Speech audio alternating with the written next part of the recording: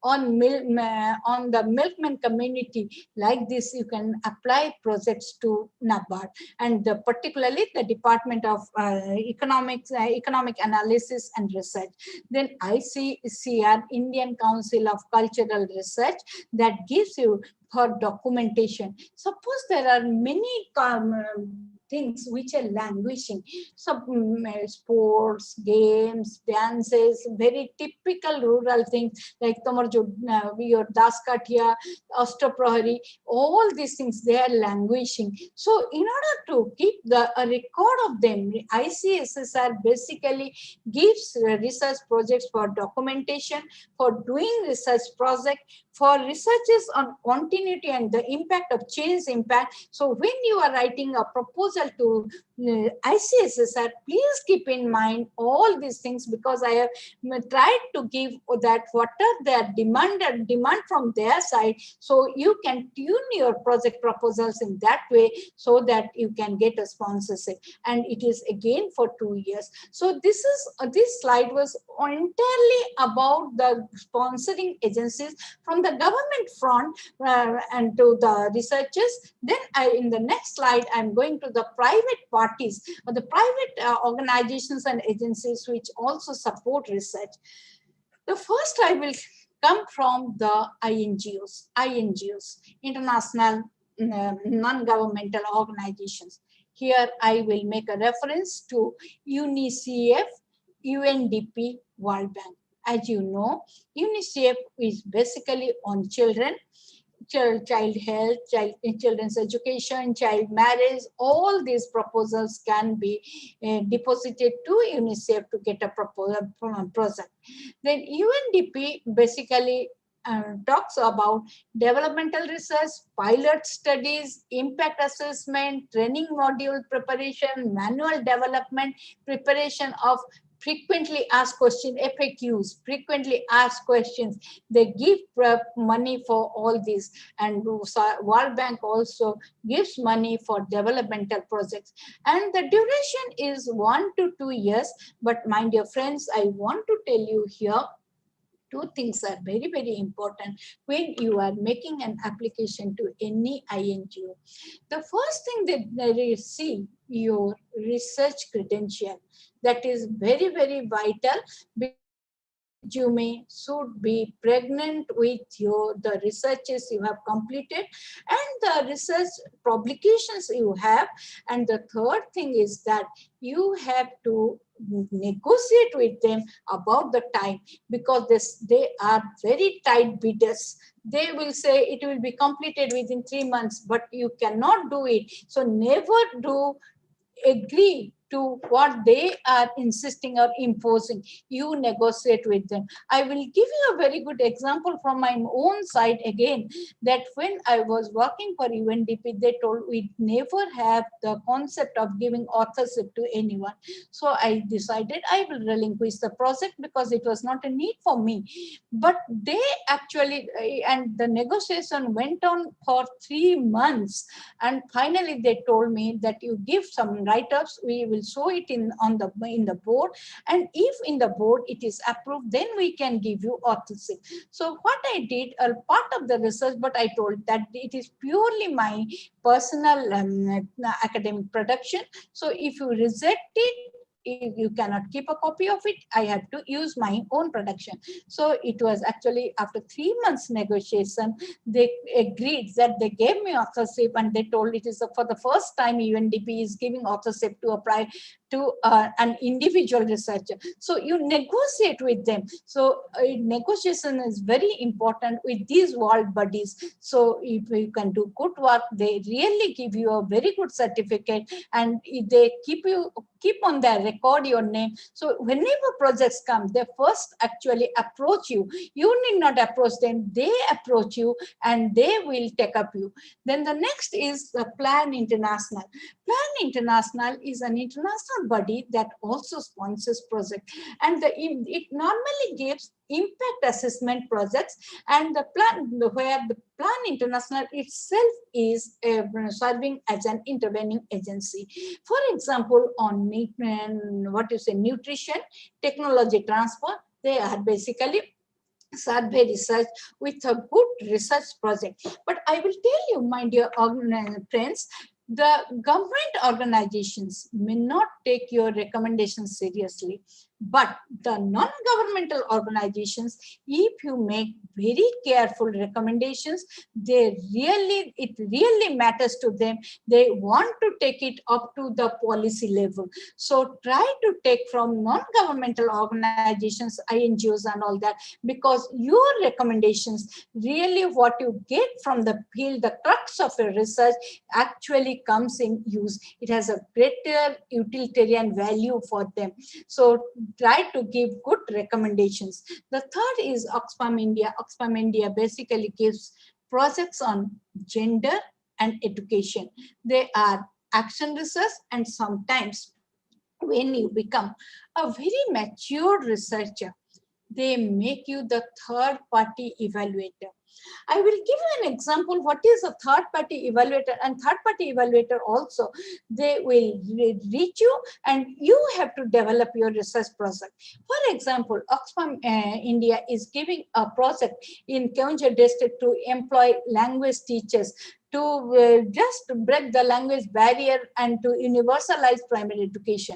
It is given to certain agencies in Odisha, and it makes you the third party evaluator. So you are not known to the organization, nor you are known to Oxfam India, but as an independent researcher, you see what is the efficacy of these projects, how far that you have to make a cost benefit analysis, and actually enable the community. You have to see that the community enabling process, and that you have to give a report, and here you have to give a very, very honest report, and they never impose you to give such a report. Then the next is European Commission. The European Commission, I will tell you, the European Commission also gives very good projects but the project duration for Oxfam India or this European Commission is very less, 6 months to 1 year only. And they give for pilot studies, for developmental research, translations of good practices, and developing countries. Suppose in the Western countries, there is a very good literature developed on a particular issue. If you want to translate them to the vernacular languages, they found you. So that is also very, very important for all the disciplines, because we can, if suppose in science, a small experimentation, you want to translate it into Odia, and so that our school and mass education department can make use of it. So they give you that scope, and that also is both, and it provides you a lot of academic nutrient from the developed countries, good things you have to, good documents you have to identify and apply with those documents that I want to make the vernacular translation of it, so that this is the situation in my country, I can use it over here. Then the next I will tell you the good practices and all this, and they are basically, they give you money for secondary as well as survey research.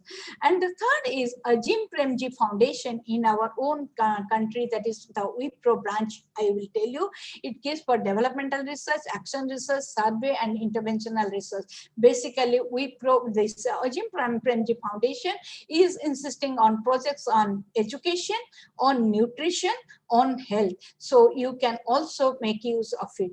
Then the Bill and the Melinda Gates Foundation, it was the earlier foundation. I hope this foundation has now been broken. And the Bill and Melinda Foundation, that gives developmental research, pilot studies, impact assessment, action research, and the duration is from 1 year to 2 years. So you can also apply to all this. And these research organizations, I tell you, they are very flexible. You look at their site, you can apply for projects there, and you will get very good projects. Then I will tell you industrial projects. And if I talk about industrial projects, you know, now what happens, the industrial projects, they are now also very, very very popular. Particularly science people, they are doing the environmental impact assessment. As social science faculty members, we are making the social impact assessment. So when we are making social impact assessment, baseline studies, they come to our domain, and environmental impact assessment, that is the domain of the science people. So that we can also apply for. Normally the CSR wing of the industries, they ask you to conduct a studies before an industry comes up, before an industry designs its CSR policy, before an industry decides its rehabilitation policy. They ask you to conduct studies on the baseline surveys, where you go for resource mapping and all these things. And but after the project is being launched, we make a study of the social impact assessment studies that is given to us. Industries are now dependent on academic institutions. There is an industry academia interface through these projects, and that also you can back very nicely. And these are the sponsoring organizations. Then we will go little bit to how to write a project proposal. So research project proposal writing. So after going through the organizations, the first thing I will we have to keep it in our mind that we have to write the projects according to the needs of the project summoning agencies or organizations. And if I go, I have told you, research project is just strategizing the plan for your research. A research project proposal spells out the planning of the entire course of research, how you will phase out your research, and what are the, how you will slot it, what activities you are slotting in different phases and all that. It is strategizing the research procedure. Again, you are talking about the research procedure. It is an academic endeavor stating out the context, the tentative frame, contents of the research process, and intents, what are the intents, what are the contents, all this, and the audience of the research, for whom you are doing this research. It should be very clear cut in your proposal.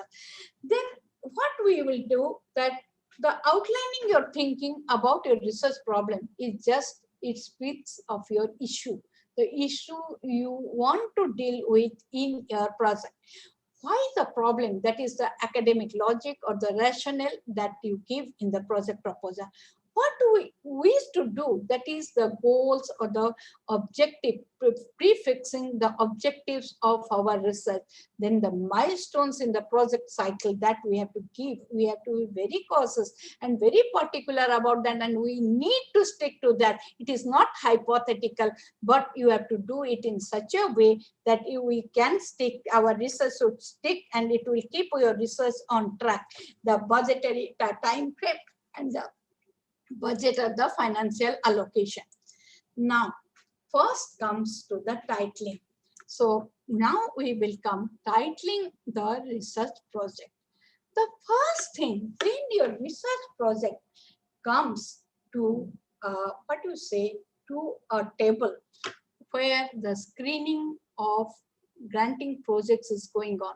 Suppose there are 300 projects and the government has decided only to give 30 projects. So the title matters over here. I have written that the project title in a proposal is your first opportunity to catch the attention of your donor agency.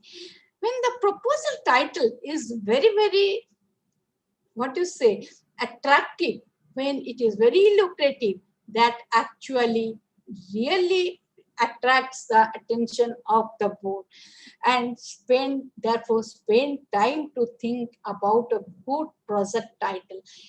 Think how I can give the best title. Normally, I will tell you, when we write project proposals, I am telling you about the young lads you are meeting, because you are also meeting, I am also meeting, and we see they give very, very complicated titles. They think a complicated title makes their project very, very lucrative. So whenever they get a very good wording or anything, they try to bring it as a project title, but never ever do like that, because your project title should be short, it should be meaningful, and it should reflect the expected outcomes. The title should be such that it should be very short, it should be very short, clear. At the same time, it should be meaningful, and it will be reflecting what you want to get in the same title. The title should be in one word, I can tell you, as expressive as it can be, clear and expressive. But before coming to the title, I will tell you, we have to decide the area. We always think title is something. When I ask my students, even my research students, that they tell, Madam, we want to work on this. I ask them, you want to work on this, to which area does it pertain? Is it your area of specialization? Do you want to make it 10 years, 20 years down the line to make it the area of specialization? They tell, no, that area I don't like. But topic, how you will connect. So first you decide in which area I will do the work. The second thing is, once the area is decided, you decide the theme. The theme is always broader than the topic, and topic is the micro one. In a funnel-like shape, it will be coming from a very generalized area. Suppose gender. Gender is a broad area, my dear friends, and it includes many topics, and we can connect new things into gender. So the thing is that if my interest, my passion is gender, so I can take up gender. The area first is, I have to decide the area. The second thing, what I will decide, the theme on which I will work. Then I will try to refine it to make it my topic or title. The topic, and when the topic becomes extra refined, it becomes a title. Are you clear about project title? So project title is not what you just take a sweeping judgment on a title. So making a title has to come through all these stages. Area, then comes theme, then comes a topic, so many topics. The last one is the title. So once it comes to you, the title is fixed. Clear? The next one is what title, and it should be, as I told you, very, very expressive. Another thing I tell you here, many times we write a case study in Bhubaneswar, a study in this village. I am telling you, I was doing a research methodology class. I was not a trainer, rather I was on the learning front in a UNDP organizes in some research training programs for those who are consultants to it. So there I was doing. One of our resource persons, he told that, why do you write the topic? Are you researching on the topic? Why do you write the place? Then all of us had written the place. They told, no, it's a very wrong thing. Please cross it. Please drop and delete the place. You are not researching on a place that you can put in the methodology in your local, and try to keep the title. So it will become very short. It will be a generalized thing, and you are really researching on a topic, and that will give extra stress on your topic or theme or area. But never write with a special reference to this in the city of Bhubaneswar like this. That's why I am telling now the international research community desires it, so you try to delete all these things. Then some of the demanded top project areas because I belong to social science. I admit my limitations in science and other disciplines. So literature and language, I have given that these are some of the demanded areas. One is livelihood, education, health, water, sanitation, nutrition, all these things are there. Just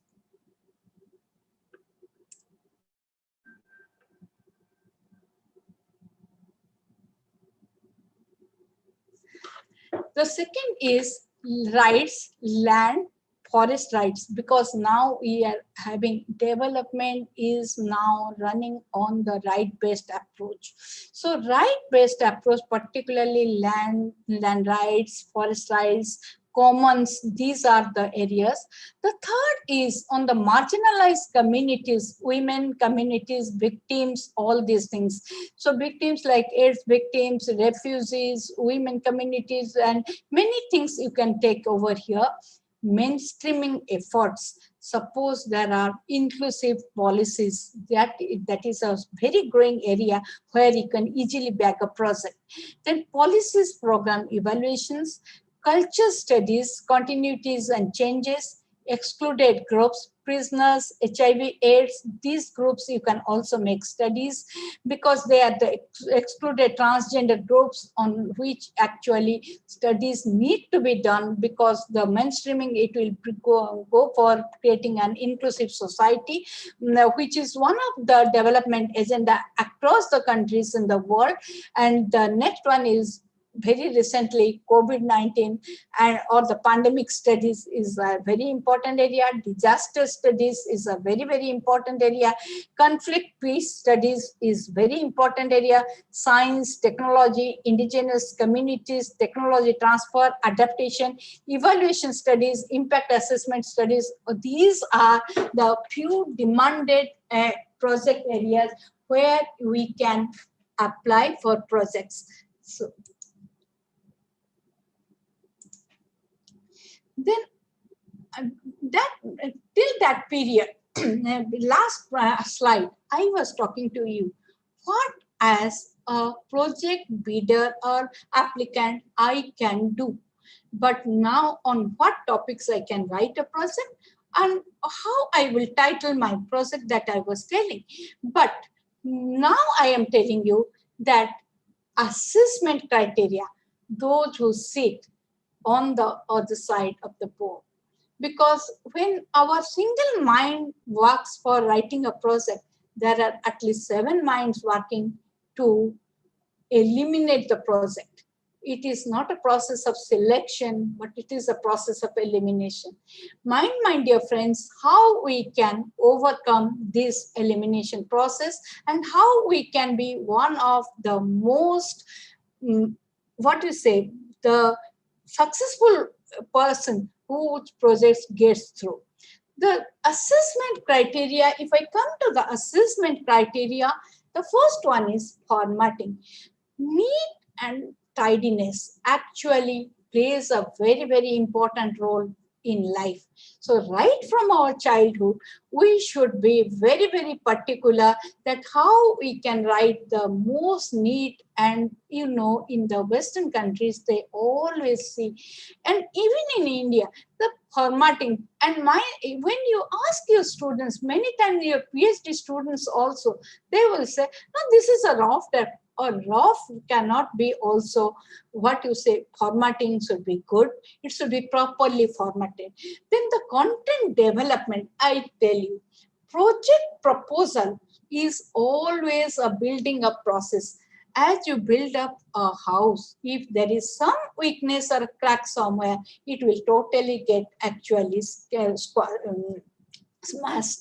Therefore, project proposal is a building a proposal. You cannot put a review at any place. You cannot put your content building in some place. You cannot put the rationale at the beginning. You cannot put your outcome in the middle like this. So content development, it should be a building up process. There should be coherence. As a result of which, it is building in a very logical fashion. It is getting built up. Then satisfying the program criteria. I have given you a whole lot of agencies which sponsor project, and I have told you the criteria for which they actually demand, and that is hidden actually, and these hidden criteria have to be filled up. Then the next is demonstrating the economic and social benefit.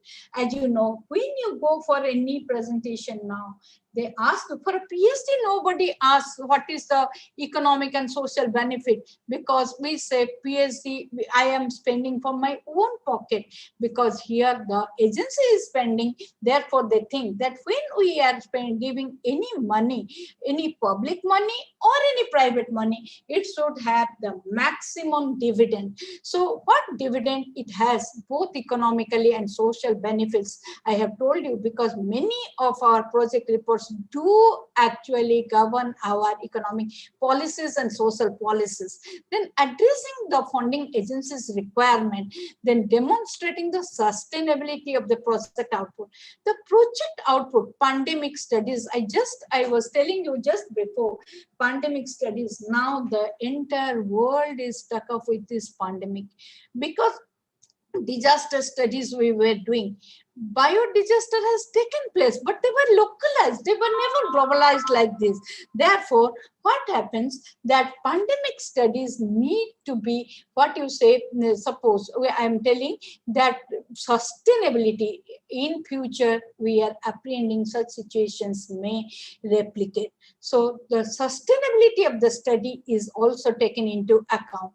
Then selecting qualified consultant, your consultant should be very, very competent, whether it's the PI or the PI or the co-PI or the research associate or the research assistant, including the research investigator, the data analyst, everyone should be competent with skills, so that will also contribute significantly to the success of the project. Still, then and when we give a project proposal, if it is a mega project, we give the curriculum vitae of all these people, and their scanning mechanism is so strong, they can find out what is the strength and weakness of the entire research group. Then the monitoring and evaluating provisions. In a research, suppose I am appointing field staff, I say, as a project PI, what you say, as a principal investigator, I have appointed research investigators, but can I rely totally on them?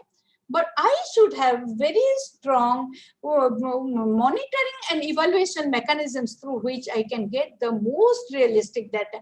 Capturing the most realistic data is very, very important. Many times your investigators say, no, we are not getting data, but once you go, you can easily get the data. So project evaluation and monitoring should be always in the hands of the project, what you say, principal investigator.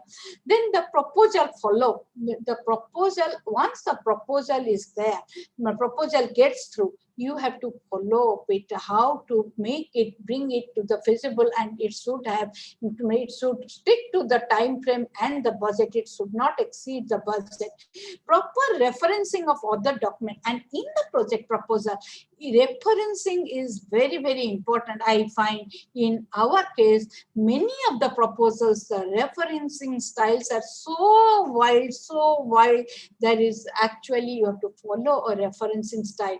Either you can now, mostly we are following the APA style, and the MLS style is gone, but there are universities, there are organizations who prescribe for a particular referencing style. You can see their other works, and accordingly you can refer to them. For example, I tell you, World Bank, it has a specific referencing style. Then proper referencing of other document, then time frame and monetary cost they see. If someone is, time frame may be little elongated, but the cost should be always minimal. I told you, it's a bidding auction, academic auction. So when you bid the least price for the best academic product, they will always prefer you. We should not be ambitious that we will get a hefty budget for this, so don't go in that way. So research panel reviewers, so why this research is important, then the talk becomes the dialogue between the board. why this research is important, what new knowledge will this research contribute to this discipline. So this is the board right side image you can see. So is it important? It's important whether it is novel or not. It should not be a replication or duplication of what exists, because many times they say social science research projects are the 13th edition of the already existing 12 editions. Never do that. It should create new knowledge. In what way? The methodological difference must be there. Some methodological difference may be there. Some content difference may be there. Some model difference. It can develop a model. So the same old thing can be given a new touch also. Then the next is the abstract and executive summary. It has to be written in a very, very careful way, my dear friends. The problem, the project objective, the project sponsoring organization, the procedure followed, the insight or the intellectual product, key deliverables, and budget outlays. Many times we see, in order to minimize the task, the project principal investigator copies what is in the content. The spirit and the content will be the same, but the wordings need not be repetitive, because once repetitive wordings are there, they give a feeling of monotony. So to avoid the monotony, you can write in gist what is the problem, and the problem that will be actually captive to the board. Then the project objective. Don't make, I will be coming to the objective. The project sponsoring organization, about about little bit your knowledge about the sponsoring organization should be reflected in the project. Why you are interested to take up a project from them, the procedure followed, and the intellectual products and insights your organization has given in past, all this thing, because that will be reflecting the credential of your organization, all these things. Then you have to introduce yourself and organization, the name, your area of activity, your geographical area, your intellectual area, that is the area of specialization, staff expertise, what is the best about the staff you have taken and looked into your project group. Then research output list for the last few years, at least for 5 years, the best things you will give, sustainability of and credential of your organization, your name, the activity, your area of activity, where you have done your research project, where you have given, what are your intellectual output and what is your specialization. Then your staff expertise, the entire group, research group expertise. Then research output list over the past 5 years, your principal investigators, and sustainability and credential of your organization. Suppose you are writing for Ramadevi Women's University, you can write it is the first university of its kind, women's university, and how its history, then everything, and what are the academic products, who are the how it has contributed to the research ecosystem, everything you can write to capture the attention of the sponsor, the board. Then writing the introduction, requirements, what are the domain knowledge, how much I told you area, because unless and until you are well gripped into an area, you cannot just write a project proposal. Then the lens, every researcher, mature researcher has his or her lens, and this lens is not common for all research projects. It shifts, it changes, and therefore you have to change according to the project. Then your communication skill is very, very important. Many of the project proposals, they are well thought out, but when they come to a documentation form, their communication skill is very poor. What you want to show, it should be very, very reflective. Then the writing ability, they will judge how you write from the proposal, as proposal is a miniature form of what you are going to do. Then the subject competency. The subject competency is again very, very, whether you are very thorough in the subject or not. Then what you will do in the introduction, introducing the issue, you have to introduce the issue, you have to keep some definition. Definition, don't quote others. You can quote others, but what will be your operational definition?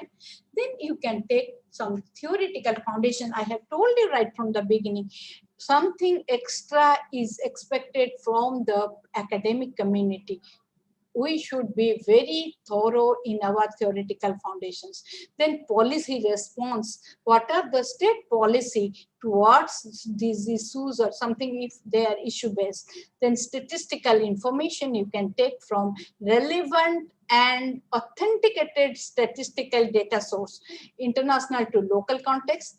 Solutions, some the studies that have given some solutions, what are the limitations and what is the present situation, relevance of the topic at the national, from the local to the international level.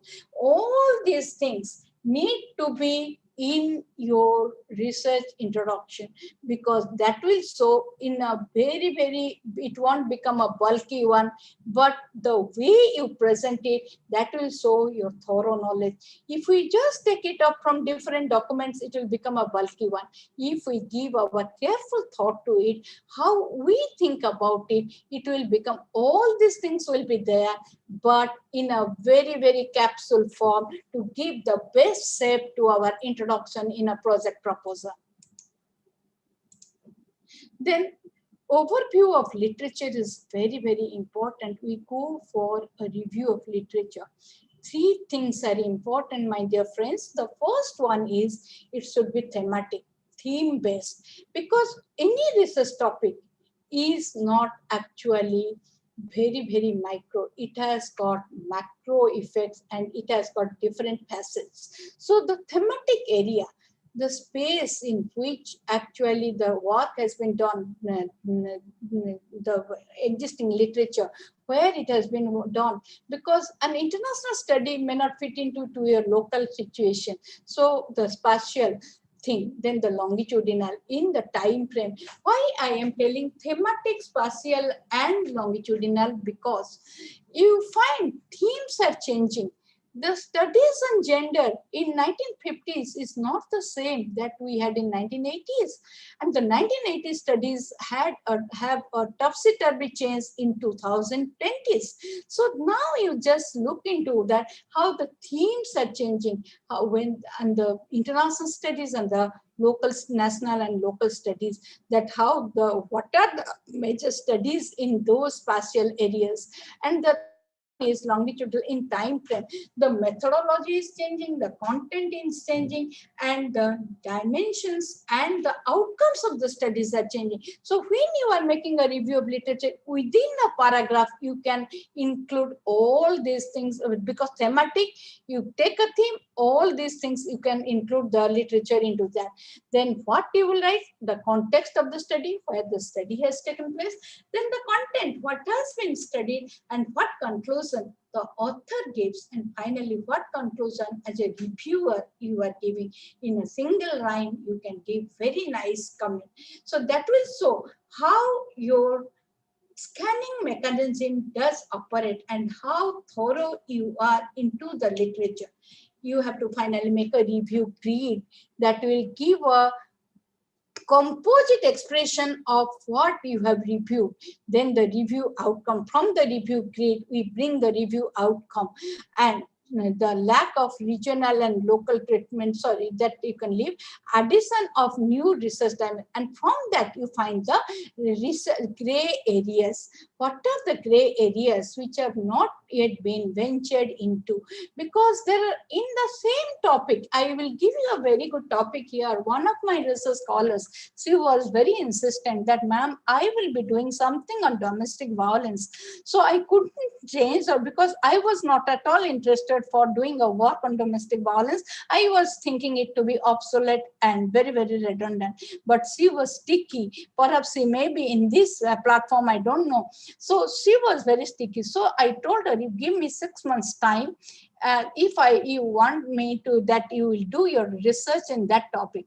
So I went through the literature. I went, I found so many literature. There was a proliferation of literature and mushrooming of literature in that area. Then I thought, but I wanted to honor her sentiment also. So finally I decided, she worked on impact of domestic violence on workforce participation and productivity, which is a very, very new area. And my dear friends, I am telling you, 2 days back or yesterday, she submitted her PhD, and it is a unique work she could do. And with some case studies, such a nice work she has done. So the same topic may be old, but you can add new dimension to it. So what are the gray areas, and in what way you can add novelty to it? That is very, very important. So your review of literature should be very strong in your project proposal. But if you give very, very obsolete things, so always try to give updated things, but don't forget the classic literature. Don't forget the classic literature. There are some classic books in all areas which we cannot just lose sight of. So that we have to look into. Then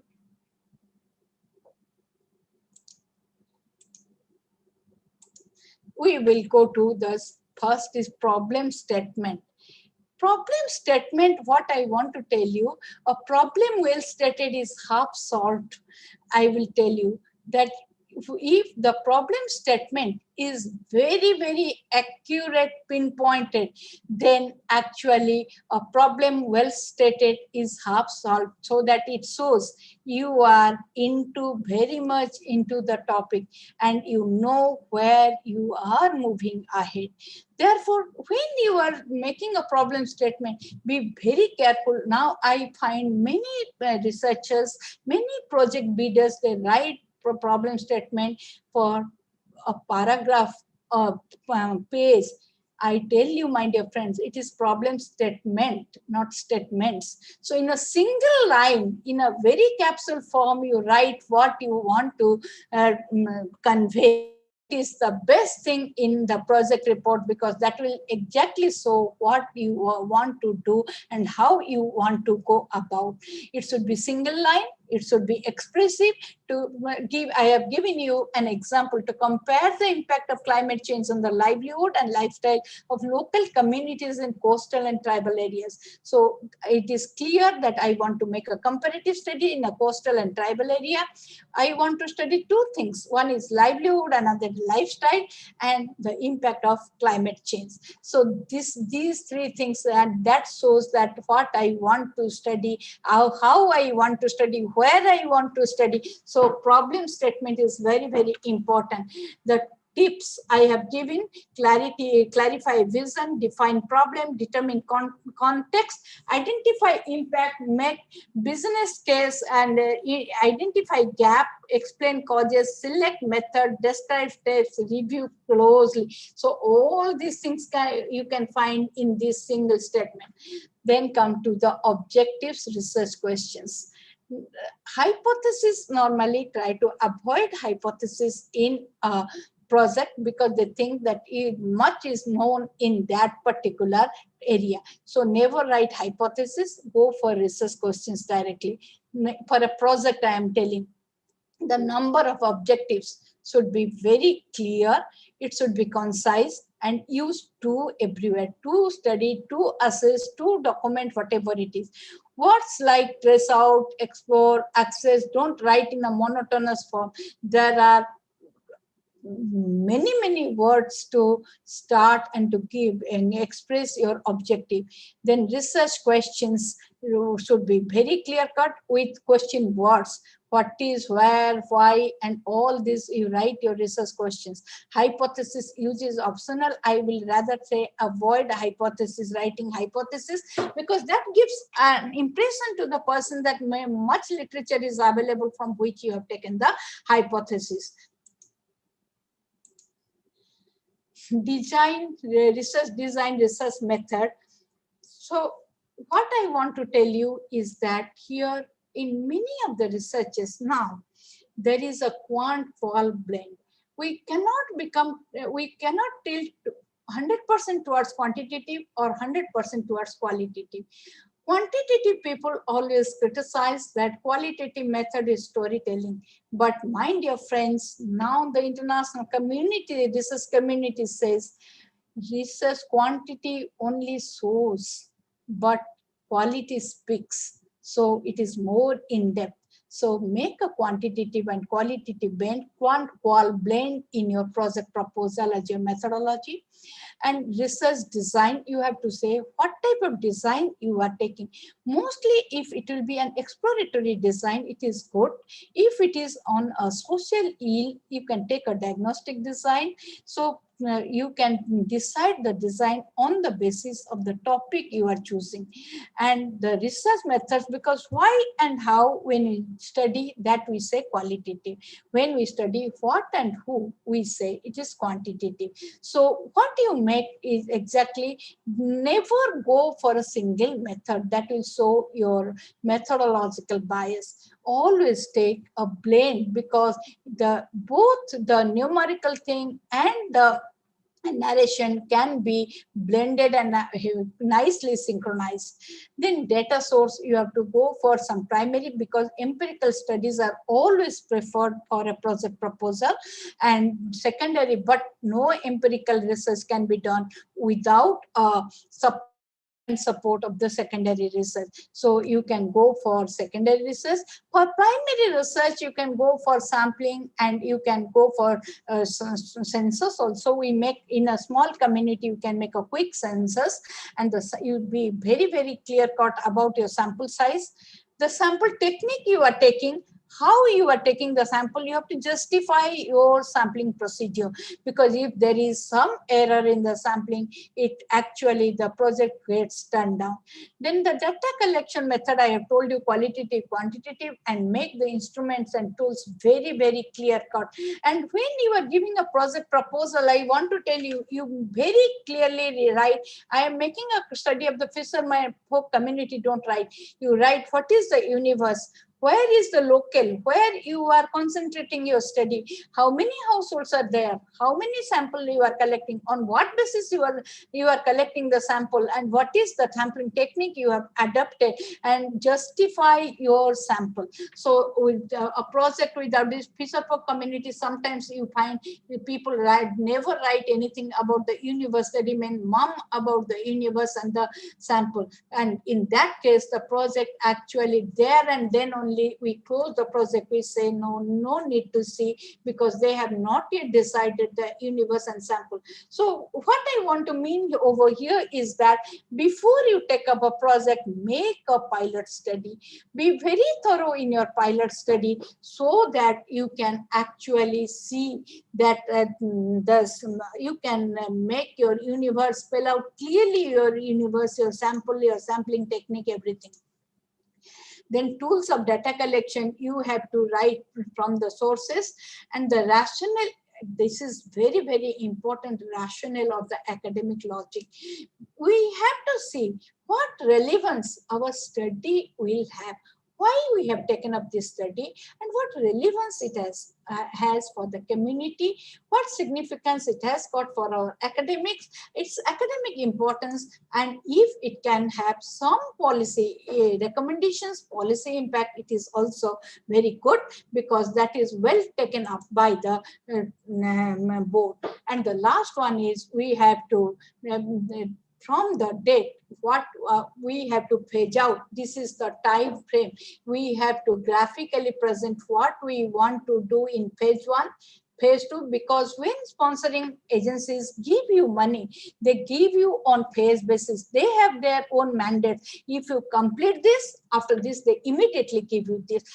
After this, they give you this. After the submission of the draft, they give you this. After the final submission, the residues are actually, they clear your residues. So all these things are very, very important.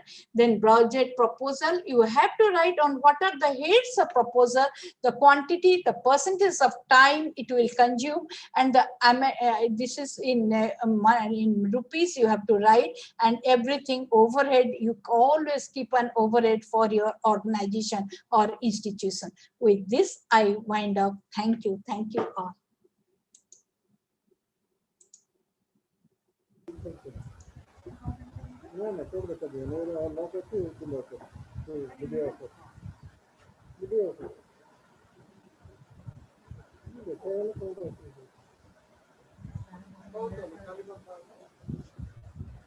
Sir, can I stop sharing?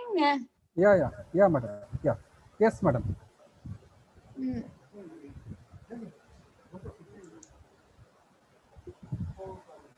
I think, has it ended?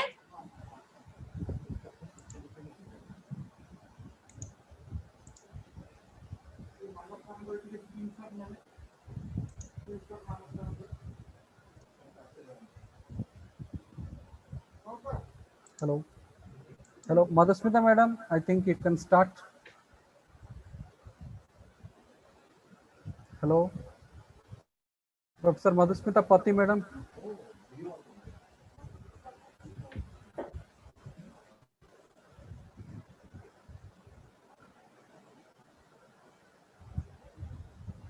Hello.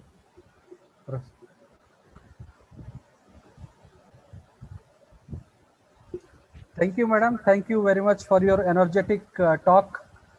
You have given a true insight, starting from the what a scientific or what a social science research is, how to formulate a project, how to bank the funding agency with a thumbs up. Not only that, at last you showed us how many funding agencies in social science or science that we have. Thank you very much, madam, for your insight. Now I request Dr. Manas Bera sir to take over the floor and moderate the session.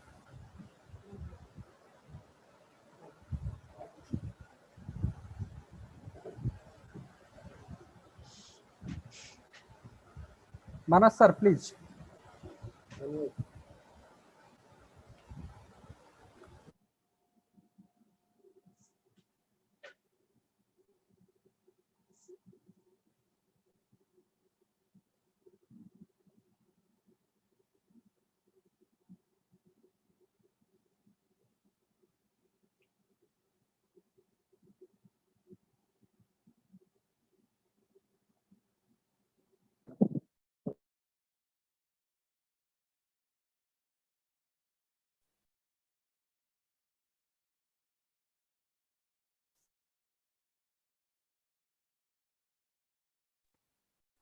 So voice not audible. Manas babu kuhuntu. Manas babuଙ୍କର voice is not audible.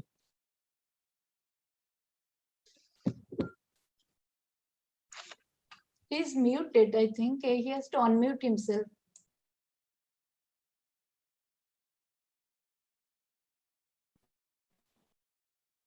Manas sir आपण टिके unmute करंतु आपण को एवं start करंतु session को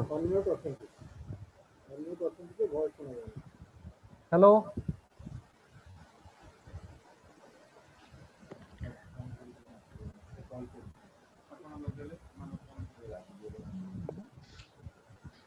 hello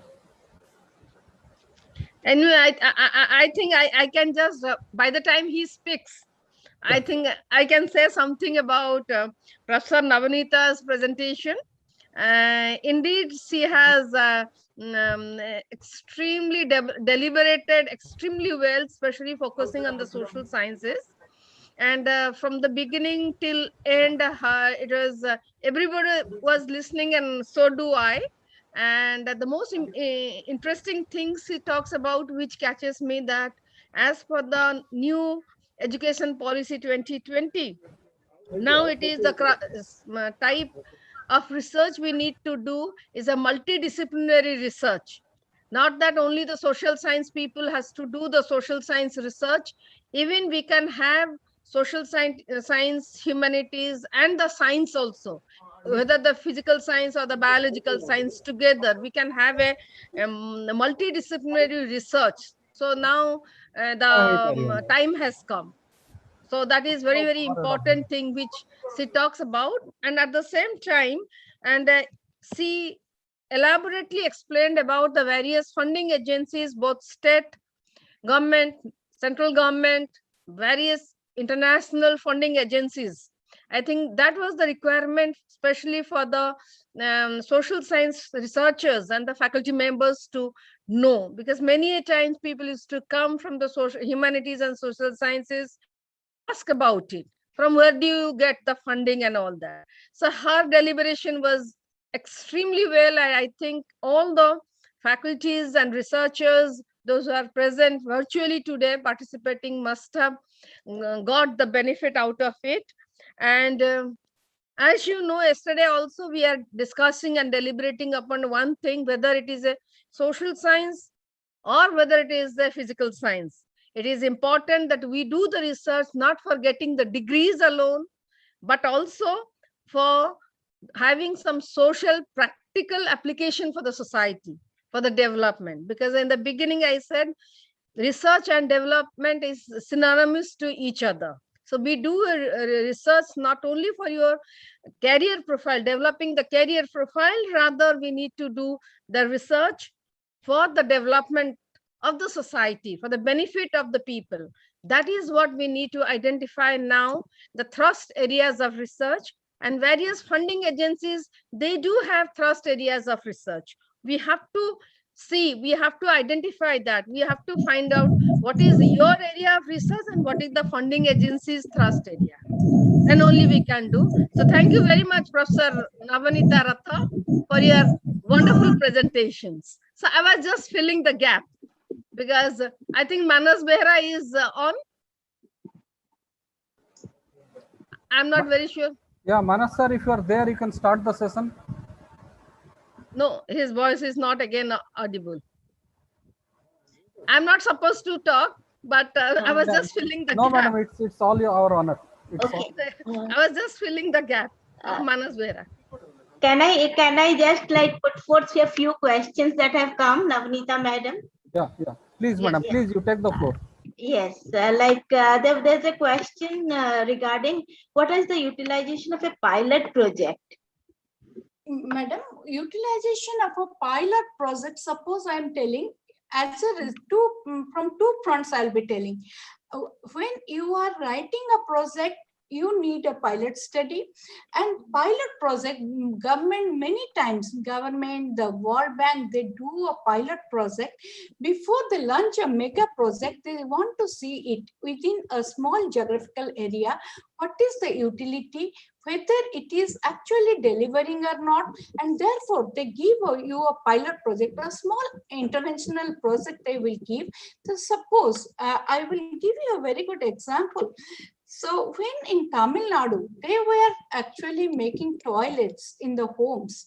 After some time, a research group was appointed to see that whether it has eased the burden of the women, because women were walking long distances from their house for open defecation, and therefore they found. And when they asked the women, they told, no, we are not happy. So it was very, very startling for them to see why they are not happy. Then they asked the research group, they went for a doorstep survey, and they could ask the women, why you are not happy? They told, no, we were getting a forum where when we were going out, using the outside space, open space, we were going with our friends, we were channelizing our emotions, and we were sharing many of the things. Now we are like cased in the homes after the building of the toilets. So after this pilot survey was done,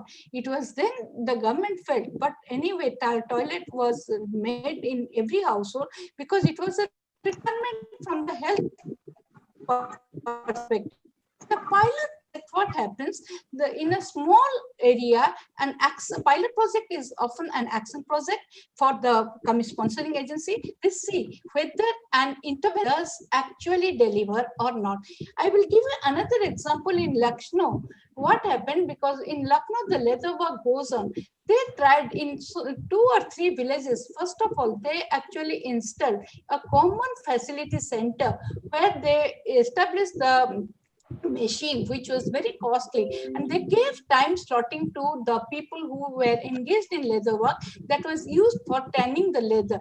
And that was actually, they saw that actually it conserved their time, it actually conserved their, it also protected their health, it also protected them from many skin diseases. And that is the importance of pilot project. Once they find it is the pilot project does work, it has got multidimensional impacts, positive impacts, they go for a larger project.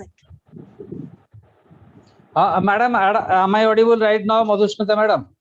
Yes, sir, you are audible. Okay. Okay, now I will continue. So thank you for this brilliant session by Professor Navini Tarat. There is nothing left for participants to have questions.